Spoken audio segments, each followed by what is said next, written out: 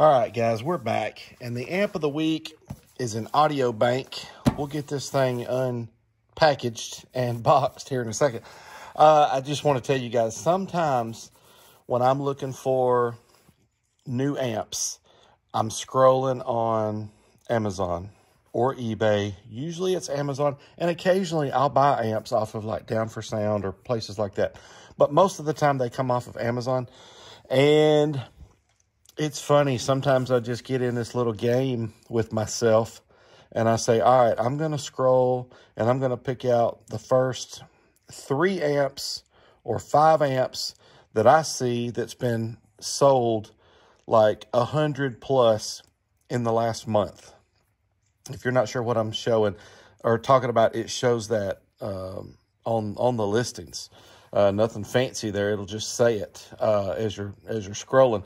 And, of course, I'm looking for amps that I have not done, but something that has done. It'll say like 50 plus or 100 plus or 1,000 plus. There's a lot of different numbers there that it'll go by. And occasionally I'll just be like, all right, let's pick out the first 5 amps that's 100 plus, and I'll choose one of those.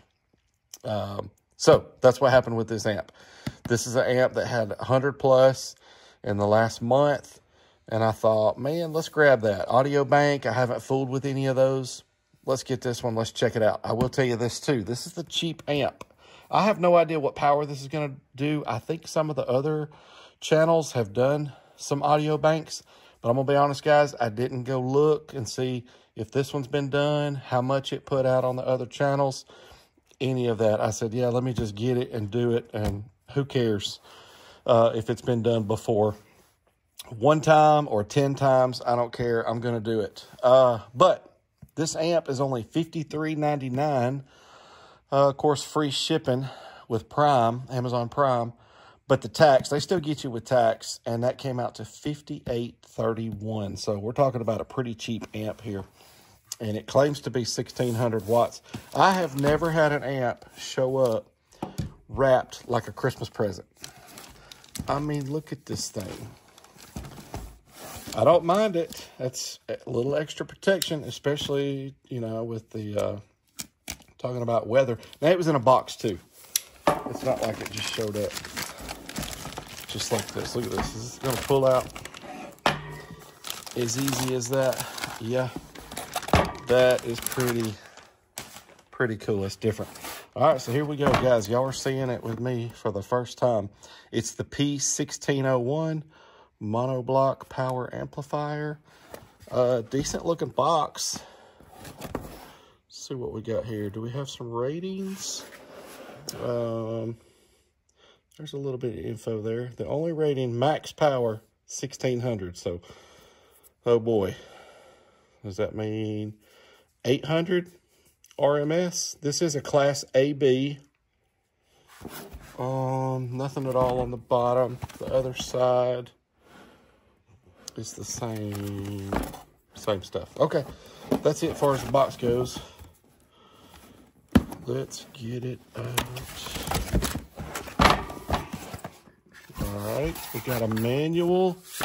Look at the different models. Wow, there's a lot of different models. Oh, I'd like to try these Ds. Class Ds, 5,000 through 8,000. That's pretty cool.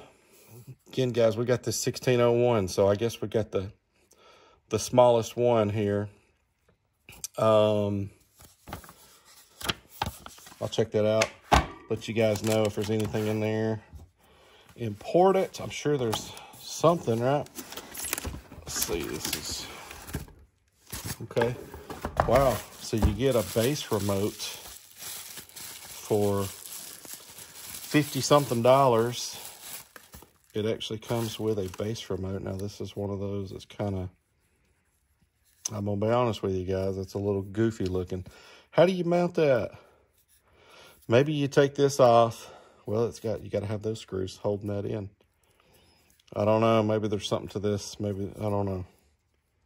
But I don't see a way to mount that. It does have the telephone connector on that end, and then this end is hardwired. But it's smooth, and at least you get one. Let's get this out of the way. Let's see what we got going on here. All right. Looks like it's silver. I thought it was going to be white. I don't mind that. It doesn't. Ooh, guys, a little light. I'm going to be honest with you. Feels a little light. But let me say this about the weight. The weight don't always mean everything. It's an indicator. That amp that that went up last Sunday, golly, what a disappointment that thing was. 138 watts, and that amp was heavy. So that don't always mean everything, but it can be an indicator. Out of plastic. All right, we'll go ahead and take a look at the bottom. Gosh, guys, this thing is light. This thing is really light. Audiobank. All right, everything that we saw on the box already. Here we go. Uh-oh. Is that 15s again? We've got two 15 amp fuses. That's not a good sign. Ground remote power, got the larger ground and power, and then they do give you 2 positives and 2 negatives. So this is a class AB monoblock. And that's it. But I'll be honest with you guys, I think it's a decent looking amp. I mean, let's see what it does power wise though. Oh, I forgot to look at this end. So there's that remote. So you get a low pass. You get a subsonic, you got a switch here to go from low to full. You got a phase, 0 and 180, bass boost, gain. And you do have RCAs, ins and outs. And a protect and power, separate lights.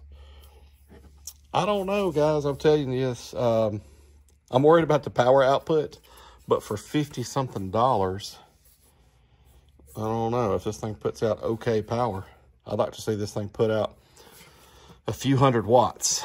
I don't know yet what it's going to do, but I'm saying I'd like to see this thing put out 300 watts.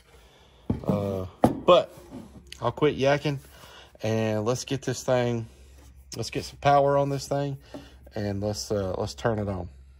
All right, guys, we've got it hooked up. Let's turn it on for the first time. I think this light on the end is the only thing we're going to see. 1, 2, 3. Yep. There she is. Let's see. That's the only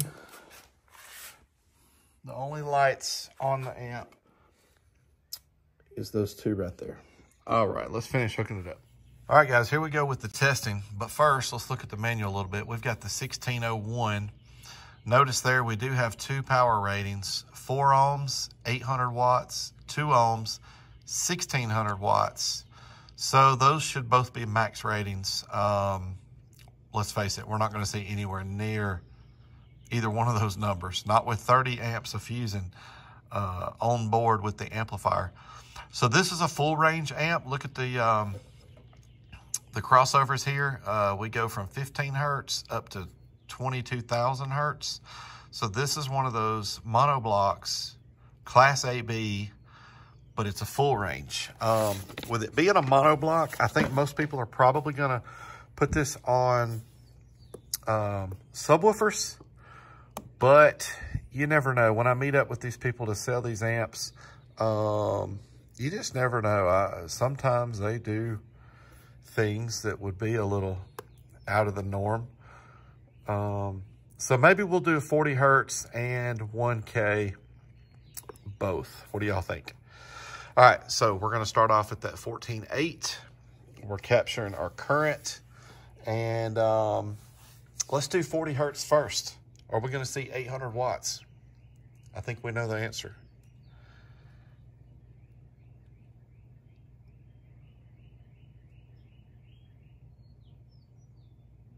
$120. The voltage never dropped. And we pulled 18 amps of current. So, guys, right out of the gate, that's a little bit more than I expected, I'll be honest with you. It's way off of their ratings, but it's already doing 120 at 4 ohms. Makes me wonder if we are going to see 300 out of this. Let's do, tell you what. Let's just go ahead and jump to the 1 kilohertz.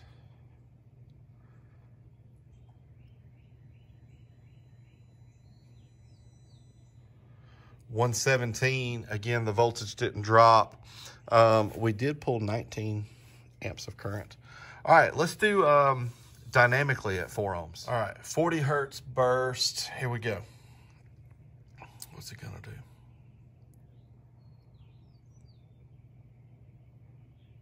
Four more watts. Yep.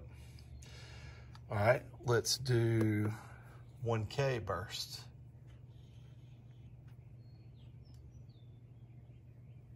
Here we go, 1 kilohertz burst. Oh, so it did do a little bit more there at 1K. So 127. All right, guys, wow. Let's get it hooked up to 2 ohms and let's see what she really puts out. All right, 2 ohms, 40 hertz.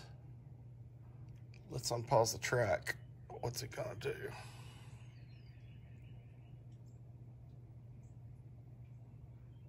Oh man, so nowhere near double. 178, the voltage didn't drop.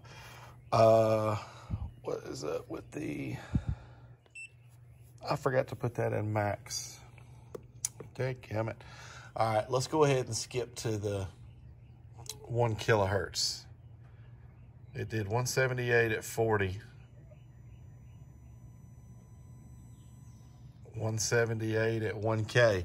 Again, the voltage didn't drop. We pulled 30 amps of current. Should have been right about the same current for that 40 hertz, especially since it did the same wattage. Well, shoot, guys.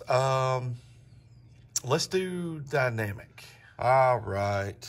Dynamic, 40 hertz. What's it gonna do?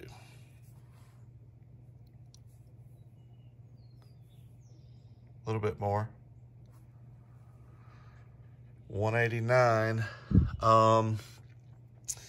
Well, darn. All right, let's do 1K. Switch the track here. 1 kilohertz dynamic. 207.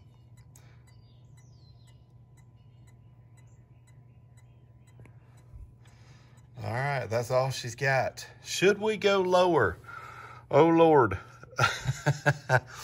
I don't know. I'm a little bit torn about that. So this is an amp that does do more at 1 kilohertz than it does at 40. Sometimes that happens. A lot of the stuff that I test does more at 40 hertz, but occasionally an amp will do more at 1K. So 207, I'm torn as to whether or not we should go dynamic. Let's do 1 ohm dynamic. All right, guys, we are at 1 ohm. It did come on at 1 ohm without going into protect. I know that I really should be doing like 1.67 or 1.33, some of that first, but I just went straight to 1 ohm. Let's do 40 hertz dynamic. I'm nervous. Let's see what it does.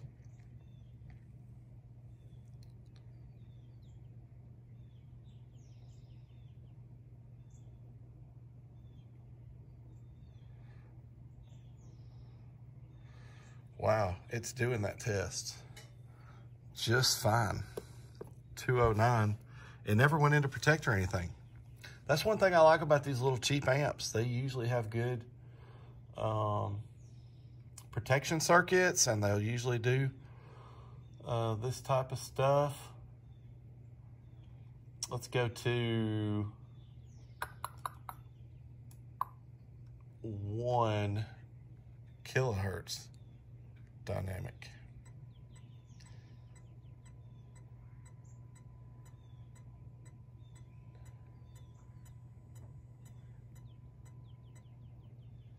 241. Wow, guys. I cannot believe that. That did that test. Of course, that was just dynamic now. I'm not going to do the other tests, you know, but it did that like a champ. So 241 at 1 ohm. And wow, I don't know. Let's put this thing on those scars. And we're going to end up looking at the gut shot of this thing too. I'm going to be honest with you guys. This thing feels like it's got some Cheerios for guts. But let's take the back plate off of it after those scars and see what the internals look like. All right, what's it going to do on music? The Audiobank P1601. Let's hear those scars.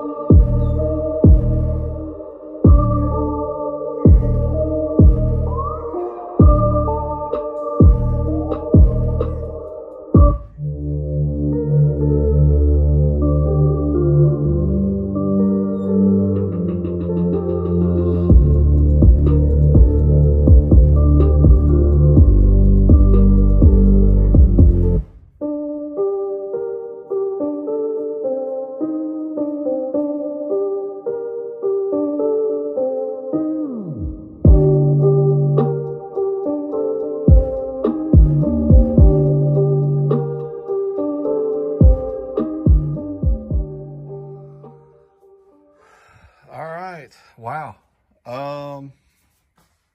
That's what we got dynamically on music. 328. So I am wired at 1 ohm right here. This amp isn't rated to go to 1 ohm, but we knew by the resistive test dynamically that it handled it just fine. So that told us that on subwoofers or speakers, any speakers, it was probably going to be okay. Now, I don't really recommend doing that. If you're buying this amp, it's a 2 ohm amp. I'd put it in my car at 2 ohms. But I did do this test at 1 ohm, just to be fair. Guys, it's really hard to hate this amp because it's $50-something. Sure, I'd like to have seen more output, but it did great. It handled everything good. And think about what a good starter amp this would be. Not necessarily just a good budget amp or any of that, but a good starter amp. We saw that this thing only pulls about 30 amps of current at the most. It really was around 18 amps. So stock electrical all day long, and not a lot. If somebody was to do something wrong and burn this amp up or something like that, they're not out a whole lot of money. I'm thinking of the stuff. I definitely am glad that back in the day I started out on some really small little amps, honestly, because I used to do some pretty dumb stuff with how I hooked stuff up. So I don't know. I don't know. Let's take the back plate off of this and look at the guts. All right, guys, here we go. Here's that gut shot. Bam. All right. There's not a lot in here. I didn't expect a lot, but I don't know. They could have made this amp a little bit smaller too. You see some unused space there. So here's the difference between this amp and the amp from last week. If you can tell that I'm giving this amp a lot more of a pass than last week. It's because this amp puts out a little bit more power than last week's amp, and it's like half the price. So it is a, I don't know, just a better buy. Anyhow, that's what you get for $50-something. All right, we got one more thing to do. All right, let's give this one, which rating? Let's go with the 207. That was at 1K, 2 ohms dynamically. Somebody's going to get a pretty decent little amp for cheap on this one anyhow. I'll put this thing on Marketplace today, probably for 40 bucks, 30 bucks. I don't know. But anyhow, guys, thank y'all so much for watching. Please subscribe. Yeah, we got cool stuff coming up on the channel. I drop a video every Sunday morning at 7 o'clock Central. So you don't want to miss any of that. So please subscribe if you're not already. Thank you so much to everyone. We'll see you next week.